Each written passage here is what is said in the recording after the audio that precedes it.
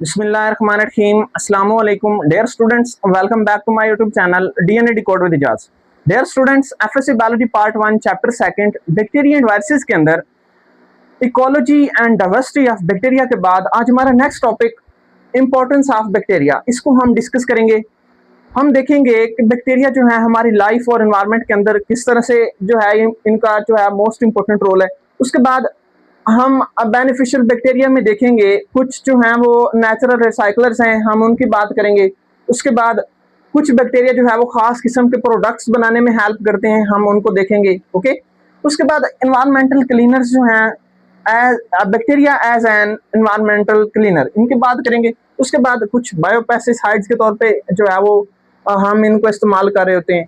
और at the end हम देखेंगे कि रिसर्च और टेक्नोलॉजी के अंदर जो है बैक्टीरिया के क्या रोल है। ओके, तो dear students, importance of bacteria में सबसे पहले इंट्रोडक्शन की बात करें तो बैक्टीरिया जो है मोस्ट इंपॉर्टेंट ऑर्गेनिज्म है हमारे लाइफ और एनवायरनमेंट के लिए। ओके, उसके बाद इनके बेनिफिशियल और हार्मफुल इफेक्ट्स हैं, और उसके बाद ये वाइडली डिस्ट्रीब्यूटेड हैं। इनके हैबिटेट की बात करें तो anywhere where the life exist, वहां पे आपको बैक्टीरिया मिलेंगे। इवन के लिविंग ऑर्गेनिज्म की बॉडी के अंदर भी आपको जो है वो बैक्टीरिया जो है मिलते हैं। तो dear students, next beneficial bacteria के अंदर सबसे पहले रिसाइकलर ऑफ नेचर। रिसाइकलिंग में किस तरह से हेल्प कर रहे हैं, तो यहाँ पे bacteria play important role in biogeochemical cycle. Biogeochemical cycle में बैक्टीरिया जो है ये हेल्प करते हैं। तो सबसे पहले हमारे पास है नाइट्रीफाइंग बैक्टीरिया।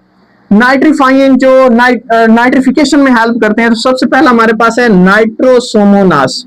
नाइट्रोसोमोनास जो है ये ऐसे बैक्टीरिया हैं जो अमोनिया को कन्वर्ट करते हैं नाइट्राइट के अंदर। किसके अंदर?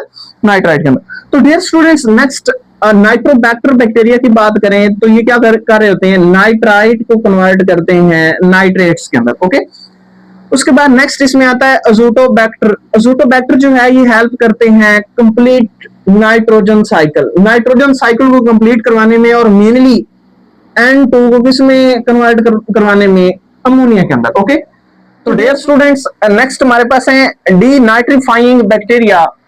ये हमारे पास जो डीनाइट्रीफाइंग बैक्टीरिया है ये डीनाइट्रिफिकेशन करवा रहे होते हैं। ओके, नाइट्रोजन कंटेनिंग कंपाउंड्स को कन्वर्ट कर रहे होते हैं फ्री नाइट्रोजन के अंदर। Okay, so dear students, next हमारे पास है डिकम्पोजर्स। डिकम्पोजर जो है ये ऑर्गेनिक डेड ऑर्गेनिक मैटर को जो है ये ब्रेक कर रहे होते हैं, तोड़ते हैं। उसके बाद ये किसमें हेल्प करते हैं, ऑक्सीजन, कार्बन और हाइड्रोजन साइकिल्स के अंदर। ओके, फोटोसिंथेटिक बैक्टीरिया की बात करें तो सियानो बैक्टीरिया जो है ये मोस्टली हेल्प कर रहे होते हैं एटमॉस्फेरिक O2 जो है उनके लेवल को इंक्रीज करने में। ओके, तो डियर स्टूडेंट्स, बेनिफिशियल बैक्टीरिया के अंदर नेक्स्ट हमारे पास है प्रोडक्शन ऑफ यूजफुल प्रोडक्ट्स।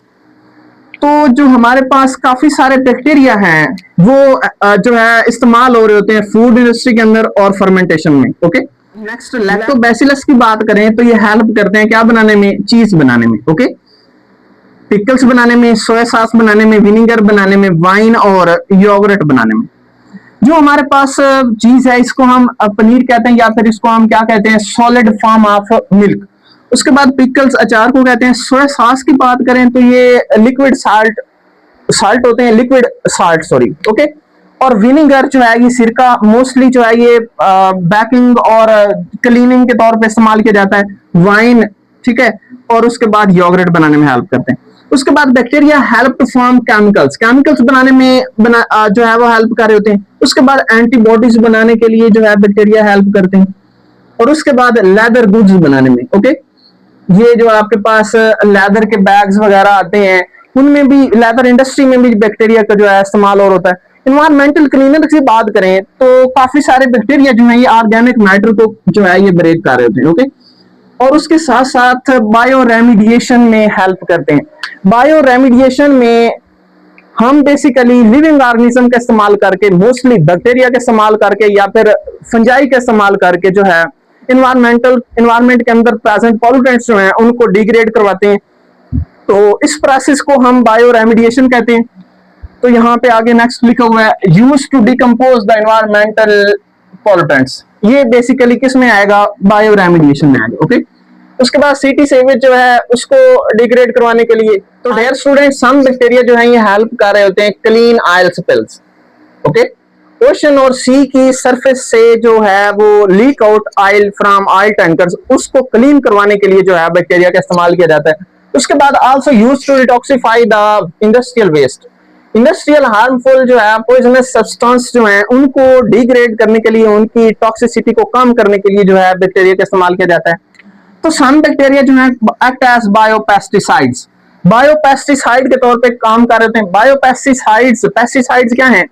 ऐसे केमिकल्स जो आप इस्तेमाल करें पेस्ट को किल करने के लिए, तो इनको हम क्या कहेंगे? पेस्टिसाइड्स। बायोपेस्टिसाइड्स में बेसिकली आपने लिविंग ऑर्गेनिज्म का इस्तेमाल करना है, बैक्टीरिया वगैरह का इस्तेमाल करना है और पेस्ट को जो है वो कंट्रोल करना है या फिर उनको जो है वो किल करना है। तो हम यहाँ पे बैक्टीरिया को इस्तेमाल करके जो है वो क्या कर रहे होते हैं? खास किस्म के केमिकल्स के तौर पे बैक्टीरिया एक्ट करते हैं और ये बैक्टीरिया जो है ये बेनिफिशियल होते हैं फॉर आवर क्रॉप्स, ठीक है, और वहां से जो है वो पेस्ट को किल करने में इस्तेमाल होते हैं। ओके, नेक्स्ट पॉइंट है हमारे पास बैसिलस थोरिंजेंसिस। बैसिलस थोरिंजेंसिस जो है ये आपके पास साइंटिफिक नेम है, तो नीचे हमने यहाँ पे लाइन लगानी है। ओके, ये बैसिलस थोरिंजेंसिस जो है ये हेल्प करते हैं सॉइल डिवेलिंग के अंदर। Soil dwelling most important term है। ओके, सॉइल डिवेलिंग जो है ये बहुत बेनिफिशियल है क्योंकि सॉइल की एरिएशन इससे बढ़ जाती है, रिटेंशन ऑफ वाटर जो है वो बेहतर हो जाता है सॉइल का। उसके बाद सॉइल जो है वो डिजीज काजिंग एजेंट्स जो है सॉइल के अंदर वो जो है वो डिग्रेड हो जाते हैं इससे। ओके, तो कुछ जो है वो सॉइल डिवेलिंग के तौर पे काम करते हैं like bacillus thuringiensis. Some bacteria act as biopesticides and not harm humans. कुछ बैक्टीरिया जो है वो आल्सो एक्ट एज बायोपेस्टिसाइड्स, लेकिन ये बायोपेस्टिसाइड के तौर पे काम तो करते हैं लेकिन ह्यूमंस जो है और ह्यूमन लाइक क्रॉप्स और उनके रिलेटेड जो है वो मुख्तलिफ किस्म के जो हैं आपके पास ग्रेडियंट्स उनको हार्म नहीं करते। ओके, उसके बाद नेक्स्ट हमारे पास है beneficial in research and technology. Beneficial कैसे हैं रिसर्च और टेक्नोलॉजी के अंदर? तो देखिए बैक्टीरिया का इस्तेमाल किया जाता है मोस्टली मॉलिक्यूलर बायोलॉजी के अंदर, जेनेटिक्स के अंदर और बायोकेमिस्ट्री के अंदर रिसर्च के दौरान। तो बैक्टीरिया जो है ये हेल्प करते हैं इंड्यूस बेनिफिशियल जीन्स। ये बेनिफिशियल जीन्स जो हैं इनको इंड्यूस करवाने में जो है आप बैक्टीरिया हेल्प करते हैं। तो याद रखें जेनेटिक इंजीनियरिंग के अंदर किसी भी लिविंग ऑर्गेनिज्म की बॉडी के अंदर अगर हार्मफुल या फिर हार्मफुल ना कहें, अगर म्यूटेंट जीन है, म्यूटेशन है, तो उस जीन को निकाला जाता है, निकाल के वहां पे नया जीन और नॉर्मल जीन इंसर्ट किया जाता है ताकि उसकी जो है वो रिजल्टेंट इन्फेक्शन या फिर डिजीज जो है उसको कंट्रोल किया जा सके। ओके, तो वहां पे हम क्या किसका इस्तेमाल करते हैं? मोस्टली बैक्टीरिया का इस्तेमाल करते हैं। ओके, नेक्स्ट हमारे पास है help to understand the function of genes and enzymes. Enzymes और जीन्स के फंक्शन को जो है वो स्टडी करने के लिए, अंडरस्टैंड करने के लिए हम बैक्टीरिया का इस्तेमाल करते हैं। तो डियर स्टूडेंट्स, सम बैक्टीरिया जो है ये हेल्प करते हैं इंसुलिन बनाने के लिए, ह्यूमन ग्रोथ हार्मोन बनाने के लिए और एंटीबायोटिक्स बनाने के लिए। तो डियर स्टूडेंट्स, आज का टॉपिक हमारा मुकम्मल हुआ। नेक्स्ट लेक्चर में मिलेंगे इंशाल्लाह। अल्लाह हाफिज, टेक केयर।